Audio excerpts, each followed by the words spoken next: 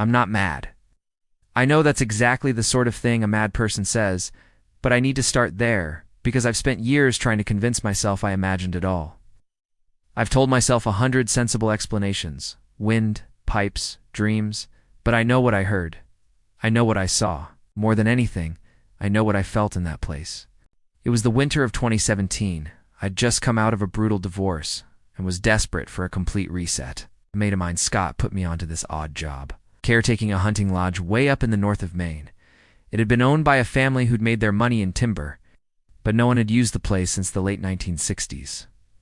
It had sat empty for decades. It's buried deep in the woods near Moosehead Lake, accessible only by a long, winding service road that wasn't cleared in the winter. The job was simple, really. Just keep the place from falling apart during the off-season. Run the generator now and again, shovel snow off the roof, make sure no trespassers got in. In return, I'd have free room and board for 3 months, plus a generous wage. I thought, why not? I needed the peace. I needed the isolation. So in mid-December, I packed up my Jeep with supplies, food, books, a guitar, and drove up into the frozen wilds.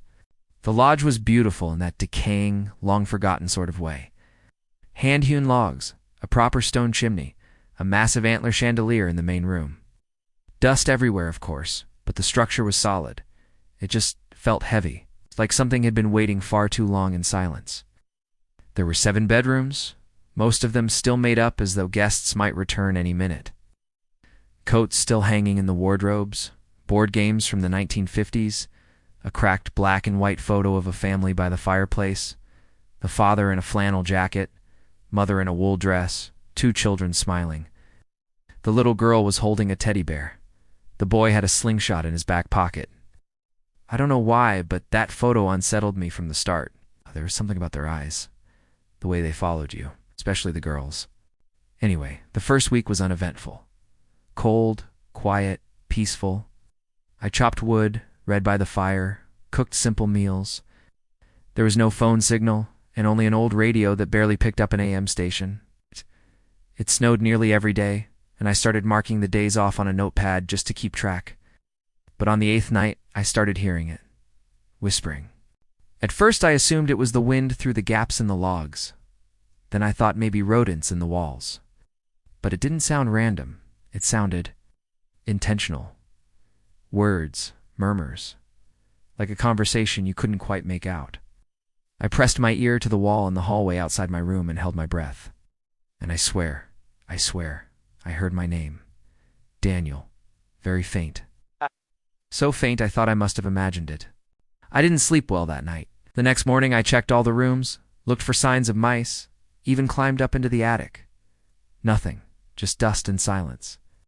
I told myself I was on edge, that the isolation was playing tricks on me, that I needed to get a grip. But it happened again and again. Each night, a little louder. The voices were always behind the walls. And they weren't just saying my name. Sometimes they listed names I didn't recognize. Marjorie, Lucas, Daniel. They came from different parts of the lodge, sometimes the west wing, sometimes from behind the fireplace, once even from under the floorboards. It never lasted long, just a minute or two, then gone.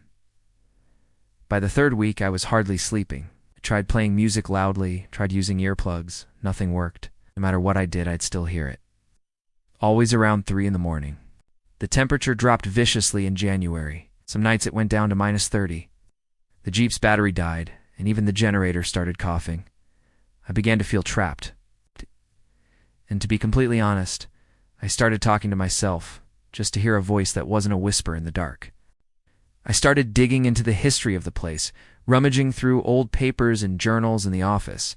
Turns out the family who owned the lodge, the Matherleys, suffered a tragedy in 1968. Their youngest daughter, Lise, disappeared one night while the family were asleep. No forced entry. No footprints in the snow, just gone. Her bedroom had been sealed ever since. Room 6. I hadn't even opened it. So, of course I did. The door creaked like something from a horror film. The room was exactly as it had been left. Child's bed with a pink quilt, shelves full of porcelain dolls, a cracked window looking out over the endless forest. Dust an inch thick. But when I walked in, the air changed. It hit me like a wall, cold, heavy, and somehow alive, like the room itself didn't want me there. On the dresser was a diary. Most of it was innocent enough. School crushes, what she'd had for tea, little drawings. But the last few pages were different.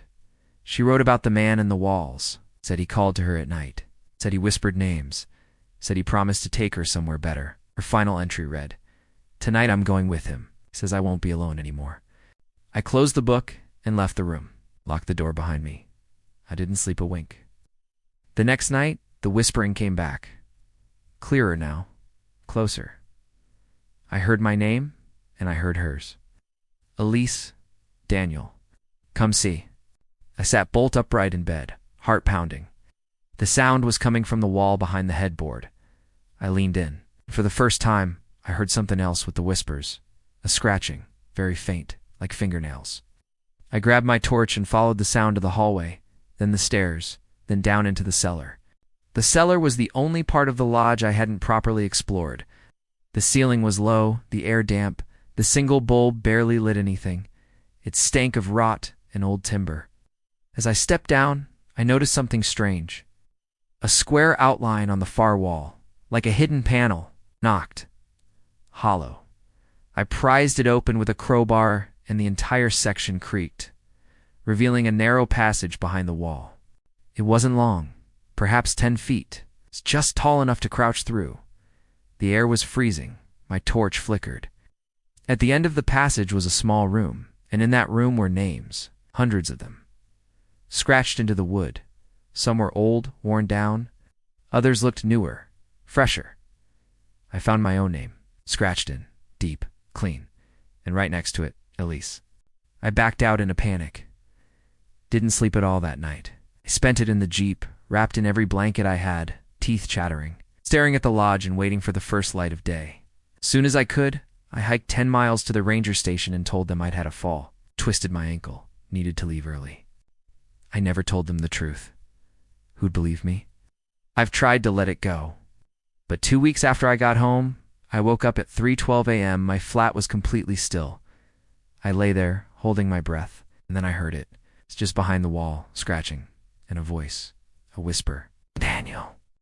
So that's my story. Believe it or don't. I'm not trying to convince anyone. I'm just telling you what happened, what I heard, what I saw, what I still hear sometimes late at night when the world goes quiet. If you enjoyed this story, or if it sent a little chill down your spine, go ahead and give it a like. And if you want more tales, strange encounters, or stories that might keep you up just a bit later than you planned, make sure to subscribe. I've got plenty more to share. Thanks for listening. Sleep well if you can.